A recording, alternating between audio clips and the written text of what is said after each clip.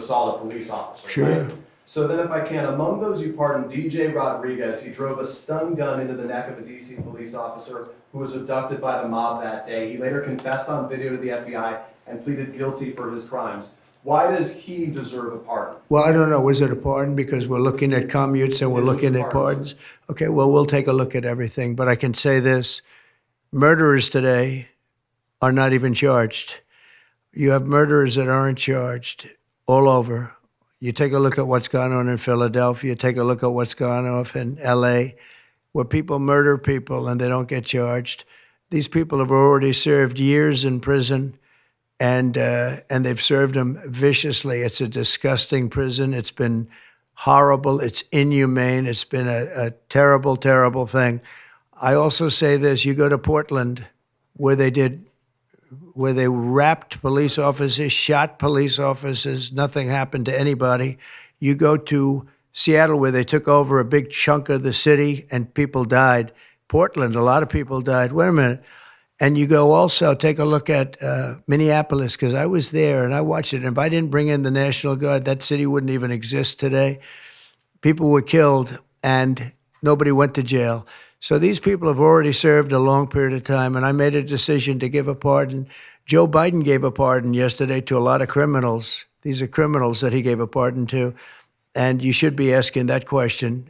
Why did he give a pardon to all of these people that committed crimes? Why did he give a pardon to the J6 Unselect Committee when they burned and destroyed all documents which showed that they did what was wrong, not me? Wait a minute.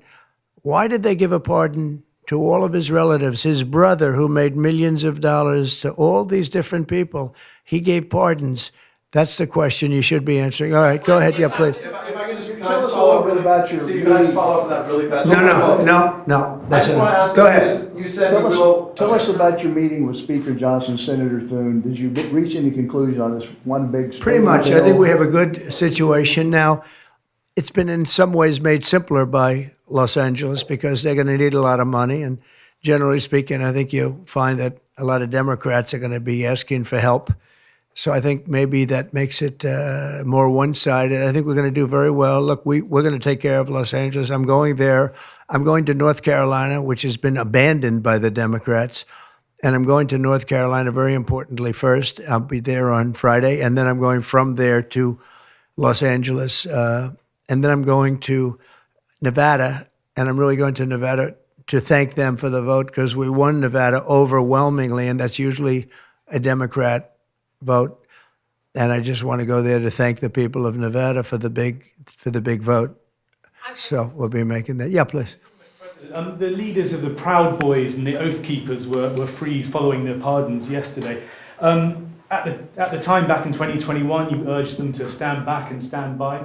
Is there now a place for them in the political conversation? Well, we have to see. They've been given a pardon. I thought their sentences were ridiculous and excessive. One of the guys took down a flag that was an anti-American flag, and he was given years in jail. I don't know the exact number, but he was given many years in jail. I thought it was very excessive. And at least the cases that we looked at, these were people that actually love our country, so we thought a pardon would be appropriate, yeah. Mr. President, is it also true in your conversations with Republicans today that you asked them to consider recess appointments for cabinet officials? I think, yeah, if it's needed. I don't think it's going to be needed. Marco, as you know, got passed overwhelmingly with 99-0, which is pretty amazing. Marco's going to do a great job, Secretary of State, but he just got, I guess he was the first one and just got approved. That's some vote, 99-0, and the nothing was a vote that he would have gotten if we wanted to do it. But you know whose vote that was? Who's doing a great job right now as vice president. Did you also talk about some sort of a trade or a deal involving wildfire relief in extension for a debt? Well, what I really want to have done, I was talking about this with the guys back in the Oval Office. Los Angeles has massive amounts of water available to it. All they have to do is turn the valve, and that's the valve coming back from and down from the Pacific Northwest, where millions of gallons of water a week and a day even, in many cases, pours into California, goes all through California down to Los Angeles, and they turned it off. It's off now. The valve goes, it turns toward the Pacific Ocean, and all that water goes pouring into the Pacific Ocean. If they did what I told them to do, they wouldn't do it because politically they didn't think it was good. I think it's great politically. I think they're dead politically. What they've done, they've destroyed the city. What they've done to that city is unbelievable. The sprinklers, their sprinklers in there like these right here that you see, none of them had any water in them. They didn't have any water. The fire hydrants, 40% of them had no water. The brush was just dry. Everything was dry. The sprinklers on the lawn weren't allowed to even be used. So, everything was dry, and it was an inferno. They created an inferno. So we're demanding that they turn the valve back toward Los Angeles right now. It's not even believable that they haven't done it. Just so you know, they have a valve, and it turns like, think of a sink, but multiply it times many thousands of times the size of it. It's massive. And you turn it back toward Los Angeles. Why aren't they doing it? They either have a death wish, they're stupid, or there's something else going on that we don't understand. But we want the water that they're throwing away to be used for California. And that includes the farmers of California. When you drive up north, you see all of the land. I couldn't believe it. I was with Devin Nunes when he was a congressman and some other congressmen from the area, and we're driving up and we're on the highway, and I keep looking at these farms, and the land is bone dry, and then you'd see an acre, about an acre or 2 acres, with the most beautiful green plants growing in it, the most beautiful you've ever. It's a rich stuff, and you look at the soil, and it's so rich. That soil is almost the equivalent to like Iowa soil. It's phenomenal, but it's got no water. But the reason it has no water, I said, do you have a drought? No. I said, what do you mean you don't have a drought? Look at the thing. It's dry as a bone. The reason you have like an acre is because they say you can farm 1 acre, but no more, because they didn't want to waste water. But they throw the water into the Pacific Ocean. These people are crazy. So we're going to be issuing an executive order demanding that they immediately let that water come down through California. Farmers, even people living in Beverly Hills. Now, those people have been a lot of them are wiped out. Believe it or not, they were having restrictions, Larry, you know about this. They wanted to restrict you to 38 gallons of water a day. That sounds like a lot, but it's not. When you're a rich person and you like to take a shower, 38 gallons doesn't last very long. And they have all this water, and it's really good water. Up high, Pacific Northwest, some comes in from Canada, a nice country, by the way, comes in from Canada, and it comes all the way through California, and they're restricting it. You even have the half pipes, the half pipes, the cut pipes, big ones, bigger than this room, and they're going all the way down, and they're bone dry, and they could be loaded up with water. No, but isn't it incredible that they don't do it? And it's to protect the Delta smelt. It's a fish that's doing poorly anyway. But I said, how are you protecting the Delta smelt by not giving it water? It's a fish. It needs water. Nobody can answer that question. President Trump, TikTok, Mr. President. Well, let me do this first. Are you open to Elon buying TikTok? Say it? Are you open to Elon buying TikTok? I would be if he wanted to buy it, yeah. And on your inauguration, I'd like Larry to buy it too. I have the right to make a deal. So the deal I'm thinking about, Larry, let's negotiate in front of the media. The deal, I think, is this, and I've met with owners of TikTok, the big owners. It's worthless if it doesn't get a permit. It's not like, oh, you can take the U.S. The whole thing is worthless. With a permit, it's worth like $1 trillion. So what I'm thinking about saying to somebody is buy it and give half to the United States of America, half, and we'll give you the permit. And they'll have a great partner, the United States. And they'll have something that's actually more valuable because they have the ultimate partner, and the United States will make it very worthwhile for them in terms of the permits and everything else. But so think of it, you have an asset that has no value or has $1 trillion value. It all depends on whether or not the United States gives the permit. So what I'm saying is let the United States give the permit, and the United States should get half. Sounds reasonable. What do you think? Sounds like a good deal to me, Mr. President. Yeah, he can afford it too. Mr. President, you're a president who has long said that you back the blue, but aren't you sending the message that assaulting officers is okay with these pardons? No, the opposite. In fact, I'm going to be letting 2 officers from Washington Police, D.C. I believe they're from D.C., but I just approved it. They were arrested, put in jail for 5 years because they went after an illegal, and I guess something happened where something went wrong. And they arrested the 2 officers and put them in jail for going after a criminal, a rough criminal, by the way. And I'm actually releasing. No, I am the friend of police, more than any president that's ever been in this office. Thank you, More President than Trump. 400 of the people that you pardoned, though, assaulted officers. So I want to ask you about the Vice President, J.D. Vance. He said, this is a week ago, he said, if you committed violence on January 6th, obviously you should not be pardoned. Why is your Vice President wrong? Well, only for one reason. They've served years in jail. They should not have served, excuse me, and they've served years in jail, and murderers don't even go to jail in this country. And we had 1,500, we have 16 under review. As you know, we commuted about 16 of them because it looks like they could have done things that were not acceptable for a full pardon.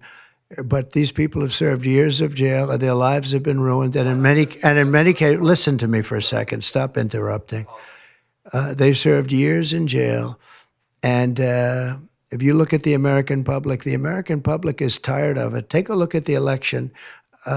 Just look at the numbers on the election. We won this election in a landslide because the American public is tired of people like you that are just one-sided, horrible people in terms of crime. You don't talk about all the people that have been killed and what happens to those murderers.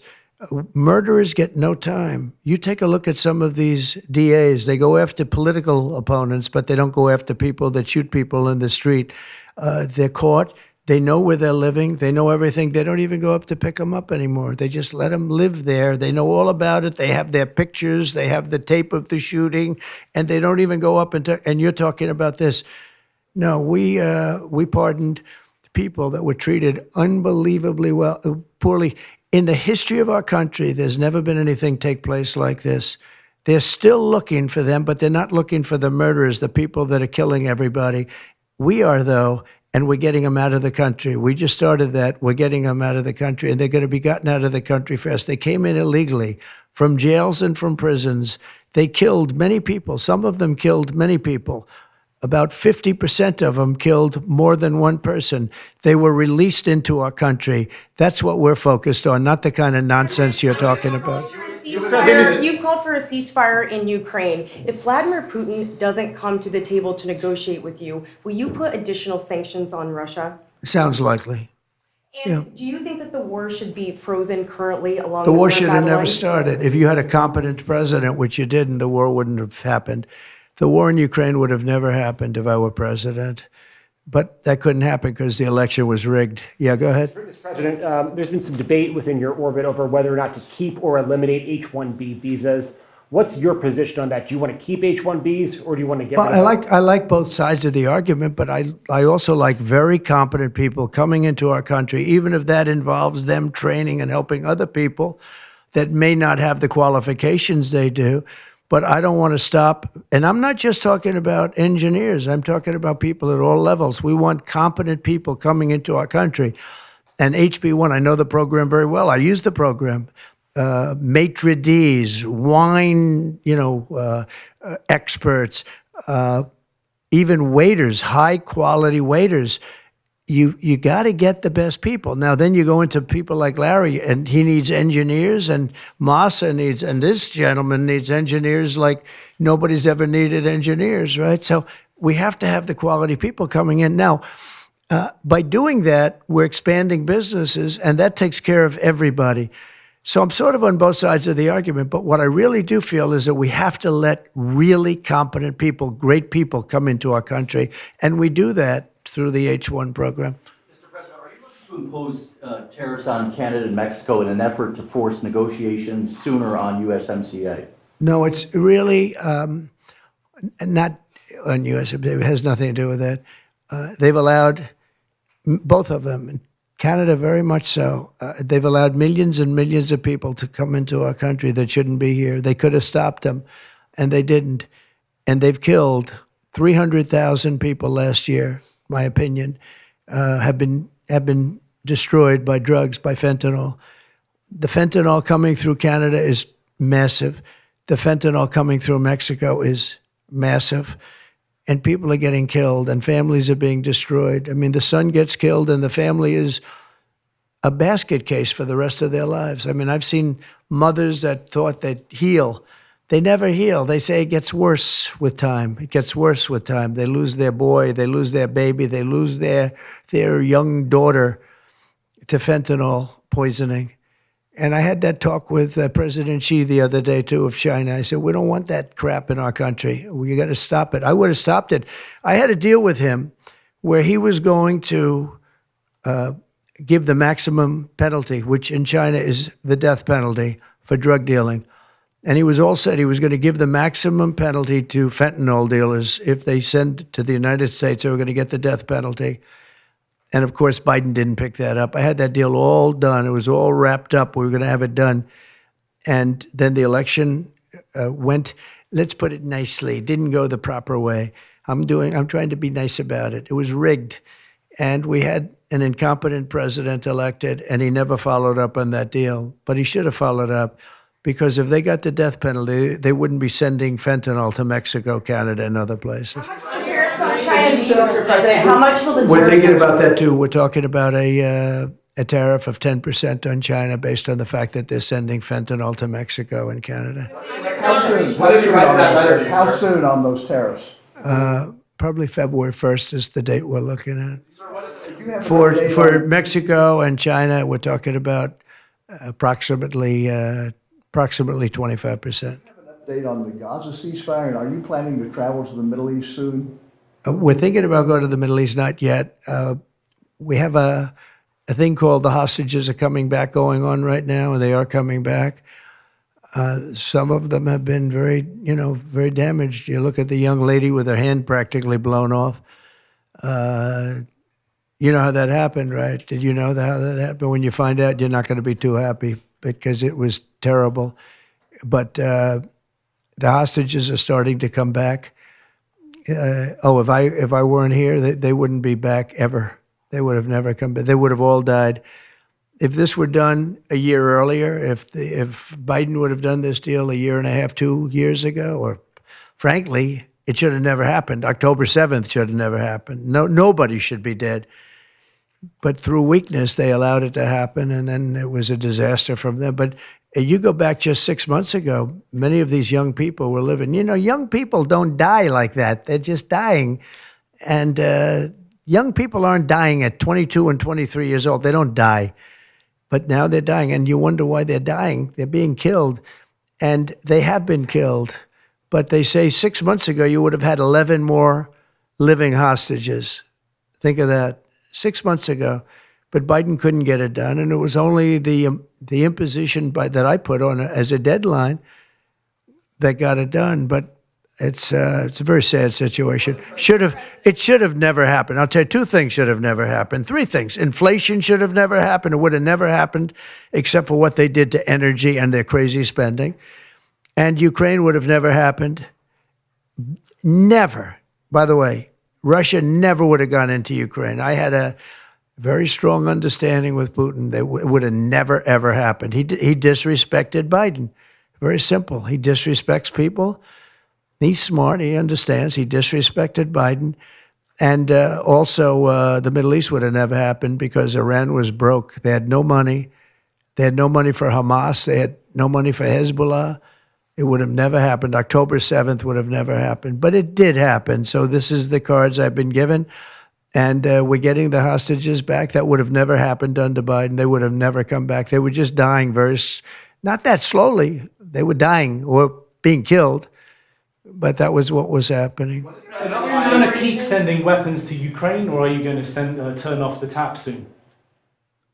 Well, we're looking at that. We're talking to Zelensky. We're going to be talking with President Putin very soon, and we'll see how it all happens. We're going to look at it very soon. One thing I do feel, the European Union should be paying a lot more than they're paying, because under Biden, I mean, we're in there for $200 billion more. Now, it affects them more than it affects us. We have an ocean in between, right? Little thing called an ocean.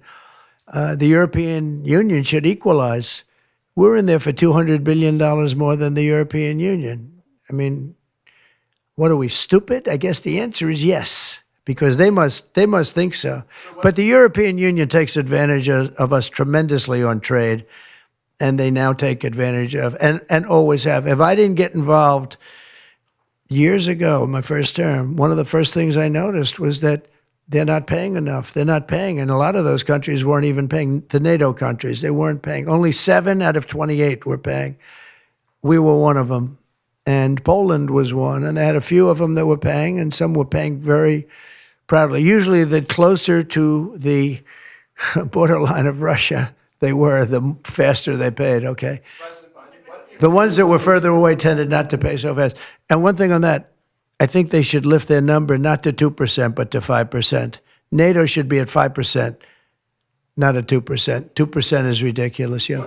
Did you ask President Xi in your conversation about Ukraine, you asked him to get involved in helping settle that? Can you tell us about that? I did, yeah. I said, you ought to get it settled, because he's not done very much on that. He's got a lot of power, like we have a lot of power. I said, you ought to get it settled. We did discuss it, yeah. You launched a crypto coin the other day. Do you intend to continue selling products that benefit yourself personally while you're president?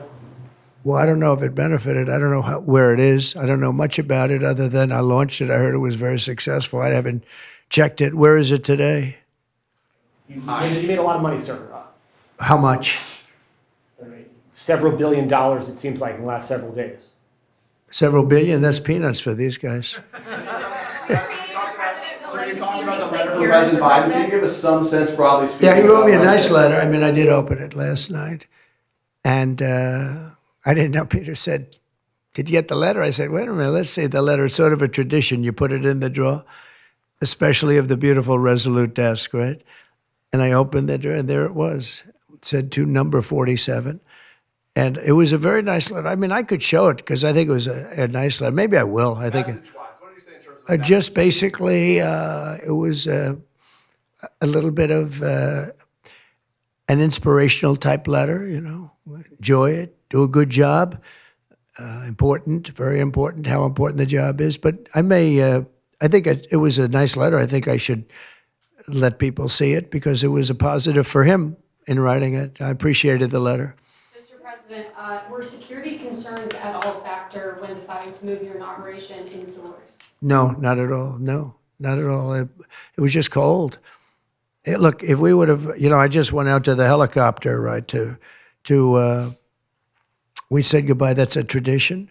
As long as before it used to be a stagecoach, and then helicopters came along. But that's been a tradition. You go out and you do that. And we stood there for 10 minutes, and I'll tell you what, people would not have been able to get through that day. That was cold. It was sort of interesting. Don't let the sun fool you. Tell me something. Sunny days can get very cold, can't they? Because that was so freezing yesterday. You couldn't have gotten through it. It would have been. And the answer is no, it wasn't security. With that being said, I thought the Capitol, the Rotunda, was beautiful. 72 degrees, unbelievable sound. You know, it's like being in an opera house. I could see people wanting to do it there rather than outside. Why did you remove John Bolton's security clearance, sir? Because I think there was enough time. We take a job. You take a job. You want to do a job. We're not going to have security on people for the rest of their lives. Why should we?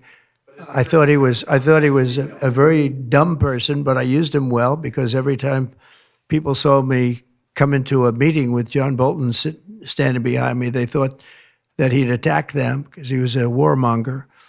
He's the one that got us involved, along with Cheney and a couple of others, convinced Bush, which was a terrible decision, to blow up the Middle East. You know, we blew up the Middle East and we left. We got nothing out of it except a lot of death. We killed a lot of people, and John Bolton was, one of those guys, a stupid guy. But no, you can't have that for life. You shouldn't expect it for life. That meeting that you mentioned with President Zelensky, will that take place here, and when and where will you meet with? I don't know. I mean, look, President Zelensky would like to have peace. He's told me that very strongly. He'd like to have peace, but it takes two to tango. We'll see what happens. When will you meet with President Putin? Anytime they want, I'll meet. I'd like to see that end. Millions of people are being killed, and they're being killed. It's a vicious situation, and they're now largely soldiers. A lot of people have been killed in the cities. They look like demolition sites. Buildings, massive buildings bombed and coming down. The thing with Ukraine is that many more people died than you're reporting. You're not reporting the real numbers, and I'm not blaming you for that. I'm blaming maybe our government for not wanting to release those numbers. Many more people died than what you know about. When those big buildings come down and they say 2 people were injured, no. Many people, thousands of people are being killed. But the real killing now is on the war front. It's a very flat land. And the only thing that stops a bullet is somebody's body. And you have young soldiers. So Russia's lost about 800,000 soldiers now. Ukraine's lost about 600 or 700,000. I think the numbers are low that they're giving out. But they've lost massive numbers of young soldiers. And that war should stop. It's very flat, it's beautiful farmland, and it's flat and really beautiful in a different kind of a way, but they don't have any protection.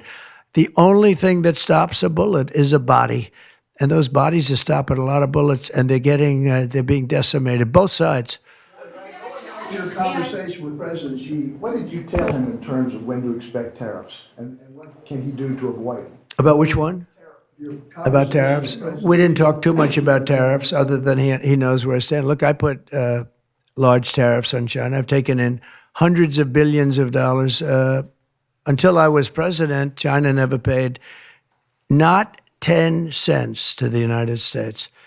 With me, they paid hundreds of $600 billion or so, or more than that even, of tariffs. And if I didn't do that, you wouldn't have a steel mill open in the United States right now. You wouldn't have one steel mill open in the United States. So what I did is I saved the steel industry. I saved other industries too with other tariffs. Other countries are big abusers also. It's not just China. China's an abuser, but the European Union is very, very bad to us. They treat us very, very badly. They don't take our cars. They don't take our cars at all. They don't take our farm products, essentially. They don't take very much. We have a $350 billion deficit with the European Union.